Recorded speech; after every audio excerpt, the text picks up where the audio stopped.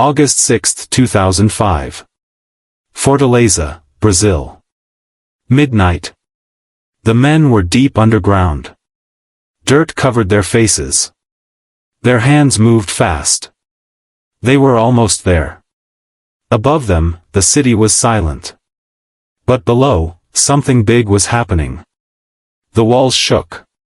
A sound, crack, echoed in the tunnel. The air smelled like wet earth and metal. One man whispered, "Just a little more." Then it happened. They broke through the floor of a bank vault. Inside was over 160 million reais. More than $70 million. No alarms. No guards. No one saw a thing. They didn't just steal money. They vanished, without a trace. How did they dig a tunnel for months without getting caught? Who helped them? And where did all the money go? This is a real story. You can look it up. Subscribe to Unbelievable True Story. Because the next big heist might already be happening under your feet. Fortaleza, Brazil. February 2005. The sun was hot. The streets were loud.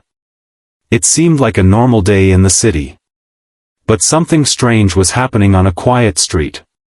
A small white house sat near the corner. It had a front yard, a gate, and a sign that said, "Grass and Plants Company. Lawn Care Specialists." People walked by every day. They saw workers bringing in soil, shovels, and long pipes. Trucks came in. Trucks went out. It looked like a business. But it wasn't. Inside that White House, men were digging. Every night, after dark, the real work began. They weren't fixing gardens. They were building a tunnel. A tunnel, to a bank. The men had studied the area for months. They knew the Banco Central branch was just 2 blocks away. It held millions and millions of Brazilian reais. So much money. Guarded by thick steel. Locked in a vault underground. But the men had an idea. If they couldn't go through the door, they would go under it. They bought the White House as a fake business. They told neighbors they worked in landscaping. They even handed out flyers. Every detail was planned. They brought in lights, fans, food, and beds. Some men lived inside. Others came and went. They worked in silence, always at night. The tunnel would be over 250 feet long as a football field. And it had to be perfect. The soil was soft at first. Easy to move. But soon they hit rock. That didn't stop them. They used drills. Saws. Picks. Shovels. They brought in carts and buckets to move dirt. They poured concrete into the tunnel walls to keep them strong. They even installed air vents so they could breathe. One neighbor said later, "We just thought they were working hard on gardens. But no one ever saw the grass. No one thought to ask questions. No one called the police." Every day, the men dug deeper. Every night, they got closer to the bank. This wasn't a small-time robbery. This was a military-style operation. The leader was a man named Antonio Juscelino Alves. He was smart, calm, quiet, and dangerous. He had done small crimes before. But this would be his masterpiece. He brought in electricians, engineers, ex-soldiers, even people who worked in construction and security. No one knew the full plan, only their part. Some dug. Some drove trucks. Some watched the street. Some made fake papers. Fake IDs. Fake uniforms. The leader had one rule. We all go in. We all get out. No mistakes. By August, the tunnel was almost ready. It was lined with wood. It had lights. It had air. The men could crawl through it without trouble. At the end of the tunnel, just under the bank vault, they paused. They measured. Listened. Waited. If they broke through too soon, they'd get caught. So they waited for a weekend. A long weekend, when the bank would be closed. August 6, 2005. The day had come. It was late at night. The men were quiet. No one spoke. They crawled through the tunnel. One by one. With tools in hand. The air was thick. The ground was shaking. They reached the end of the tunnel. The vault floor was above them. One man drilled through the thick concrete. Slowly. Carefully. Then, crack. They broke through. Above them were stacks of cash. Reis in large bundles. Fresh, unmarked bills. No alarms. No cameras inside the vault. They had made it. They loaded the money into bags. For hours, they worked in silence. Crawling back and forth through the tunnel. They took over 160 million reis. That's over $70 million US dollars. Then they sealed the tunnel. Cleaned the house. Locked the gate. And disappeared. August 8, 2005. Bank workers came in. They opened the vault. Then they froze. Piles of cash were gone. Bags were missing. There was a hole in the floor. They called the police. Soon, the street was full of officers. Reporters. Helicopters. The small White House was empty. But inside, police found dirt. Tools. Beds. Maps. One officer whispered. They were here for months, and we never knew. News spread fast. People called it the heist of the century. Police called it one of the largest bank robberies in history. Everyone asked the same questions. How did they dig for months without being caught? Who helped them? Where was the money now? This wasn't just a robbery. This was something much darker. Fortaleza, Brazil. August 8, 2005. Police stood in the vault. Their eyes wide. Their mouths open. One officer said softly. This wasn't a robbery. It was a war plan. There was no sign of a break-in from the outside. No broken locks. No alarms. Just a hole in the floor, and a tunnel that stretched far under the city. The thieves had vanished. And the chase was on. Officers walked to the small White House nearby. The door was unlocked. The place was empty. Inside, they found signs of a secret life. Dirty boots. Tools. Helmets with lights. Food wrappers. Water bottles. Sleeping bags. But no fingerprints. No names. Still, they found one clue. A receipt, from a hardware store. It was small, but it was a start. Police followed the trail. They went to the hardware store. They checked the security cameras. And there, on the tape, they saw a man. Wearing a hat. Buying buckets and gloves. He paid with cash. But he had a car. They zoomed in on the license plate. Now they had something. The car was rented under the name. Antonio Josevan Alves. The same man who bought the White House months ago. He said he ran a grass business. But he wasn't cutting grass. He was cutting into a bank. Police dug into his past. They found a long criminal record. Small thefts. Forged papers. Armed robbery. And now, maybe, the biggest heist Brazil had ever seen. Police knew Josevan didn't act alone. He had help. They followed phone records, bank records, car rentals. They found other names. Paolo Sergio, Claudio, Fabio, Marcello. Men with clean faces, but dirty secrets. The team was big. More than 25 people were involved. Some dug the tunnel. Some moved the money. Some just made sure no one noticed. Weeks passed. People were scared. The news called the robbers ghosts. Then, one night, police got a call. A woman said her husband was acting strange. He had stacks of money in their closet. New bills. Wrapped tight. She didn't know where it came from. But she had a guess. She gave police his name. They followed him. They watched him. Then they moved in.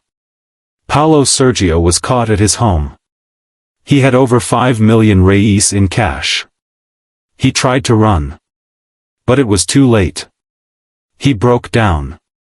He talked. He gave up names. Places. Plans. He said. It was perfect. Until someone got greedy. Greed. That was the weakness. The tunnel had been quiet. The plan had worked. But once the money was out, some men wanted more. They spent fast. Bought cars. Boats. Expensive watches. And people noticed. Neighbors talked. Families talked. One man even bought 3 homes, in the same week. It didn't take long for police to see. They followed the signs. Police caught Marcello next. He didn't talk at first. He smiled in court.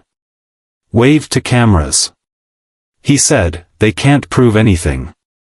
But they could. Police found money hidden in walls. Inside tires. Buried in backyards. Bit by bit, the team started to fall. As the arrests piled up, one name was still missing. Jussivan. The mastermind. The planner. The ghost. Police searched airports. Borders. Hotels. But he was gone. Some said he fled to Paraguay. Others said he had surgery to change his face. One rumor said he lived like a king, in a mansion in the jungle. No one knew for sure. But they kept looking. Of the 160 million reais stolen, police only found about 20 million. That meant 140 million reais were still missing. Where was it? Buried? Hidden in caves? Smuggled out in trucks? No one could say. Some of it was never used. The bills had serial numbers. But most of it? Gone. Vanished. Like smoke. The public wanted justice. The banks wanted answers. The police wanted results. One officer said, "We chase ghosts. We find shadows. The truth slips through our fingers." The hunt was getting harder. And darker. 1 month after the heist, behind closed doors, something was happening. The team was falling apart. They had pulled off the perfect crime. But now, greed turned into fear. Some had millions hidden in walls. Others buried it in farms. Some just kept it in suitcases. But with every knock on the door, they jumped.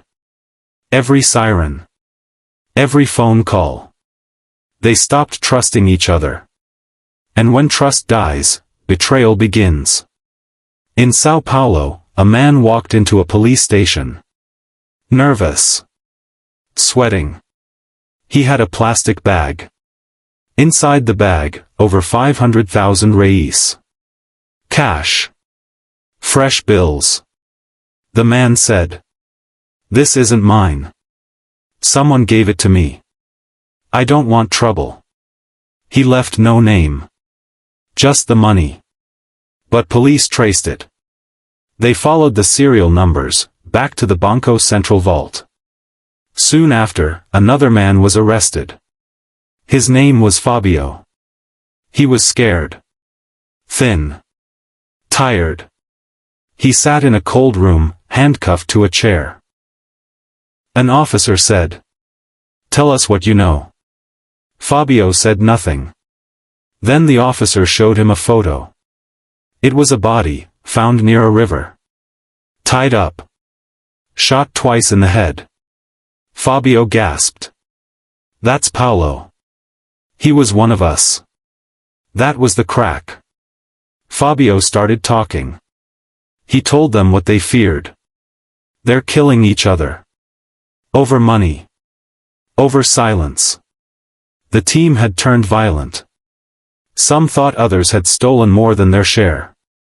Some were afraid others would talk. So they made a choice. Kill before being killed. In the next few months, more bodies appeared. One man was shot in his home. Another was found in a ditch. One disappeared forever. Police believed at least 5 members of the team were murdered, by their own. To silence them. To scare the rest. To keep secrets buried. One thief, Claudio, had given money to his cousin. He trusted him. But the cousin got scared. Police came to ask questions. He panicked. He told them where the money was buried. Police dug it up. 2 million reais, inside plastic containers under a doghouse. Claudio was arrested. And he never spoke to his cousin again. Some team members lived like kings for a while. They moved to rich neighborhoods. Bought cars, TVs, jewelry. Some had plastic surgery to change their looks. But eyes were always watching. Neighbors noticed. Old friends talked. One woman called the police and said, "There's a man here with a new face, but I know those eyes." Then came the big break. Jusevan, the mastermind, had been hiding for months. Police found him in a small house outside São Paulo. He was using a fake name. Living with a woman. Pretending to be a farmer. But one mistake cost him everything. He called his mother. The call was traced. Police stormed the house. He didn't run. He didn't speak. He just looked down, and said, "It's over." Many robbers were now in jail. But they didn't feel safe.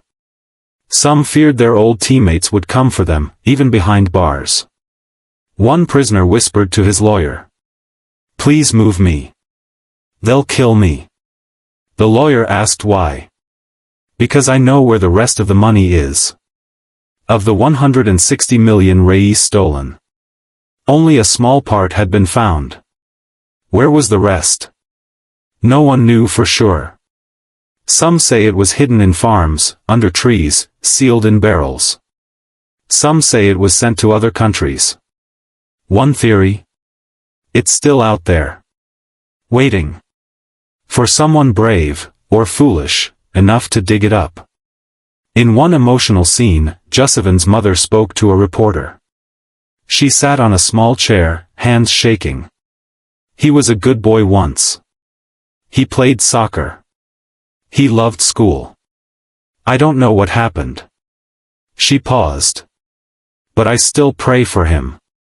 A man walks into a small church. He kneels. In his hands is a bag. He places it at the altar. Inside, stacks of cash.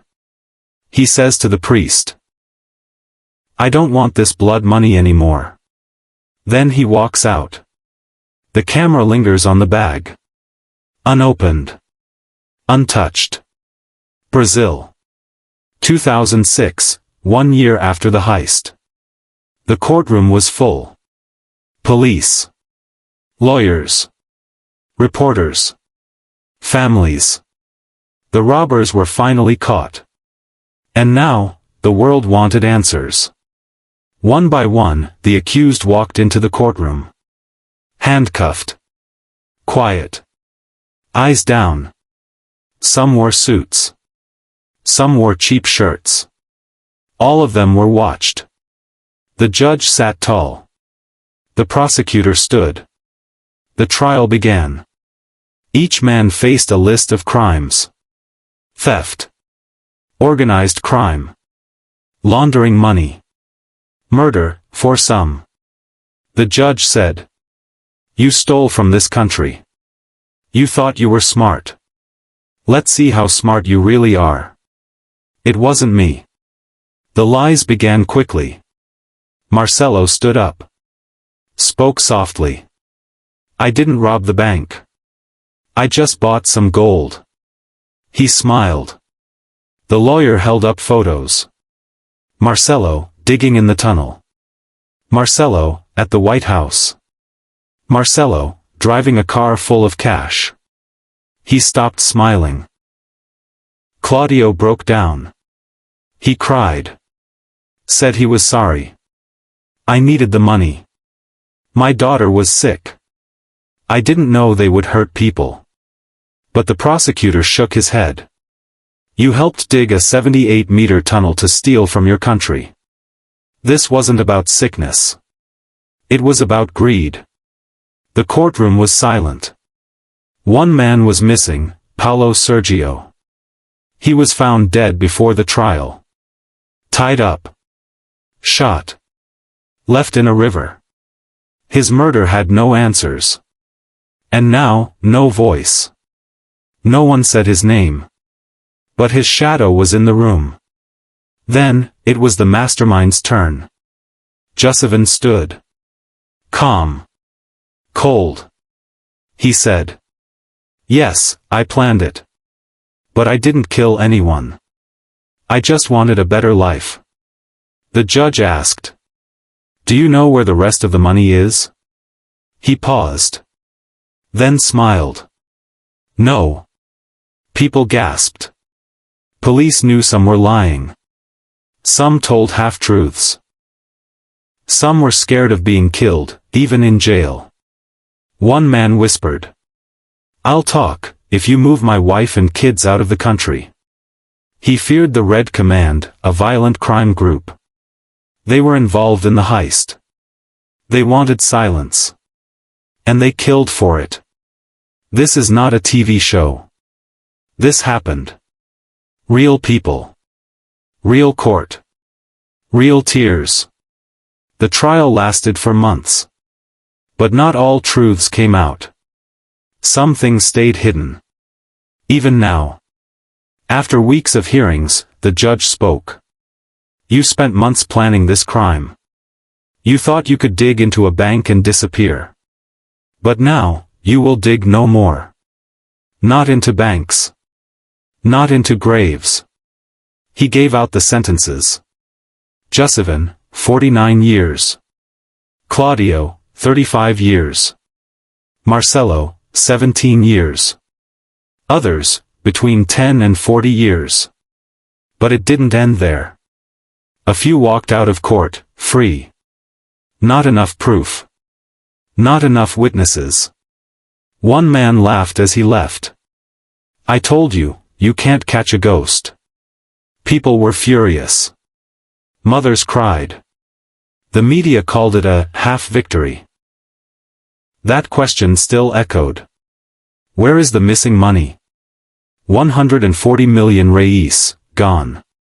Some said it was hidden in other countries. Others said it was spent already, on boats, houses, bribes. A police officer said, "We found bodies. But not the treasure." After the heist, Brazil changed. New laws for bank security. More cameras. Stronger alarms. Tighter tunnels rules. But trust was harder to fix. People said, "If they can rob the central bank, what can't they do?" Fear lived in the streets. In a quiet town, a child finds a rusted metal box buried behind his house. He opens it. Inside, wrapped stacks of cash. Old. Moldy. smelling of dust. Years later. The tunnel is gone now. Filled with dirt. Covered with grass.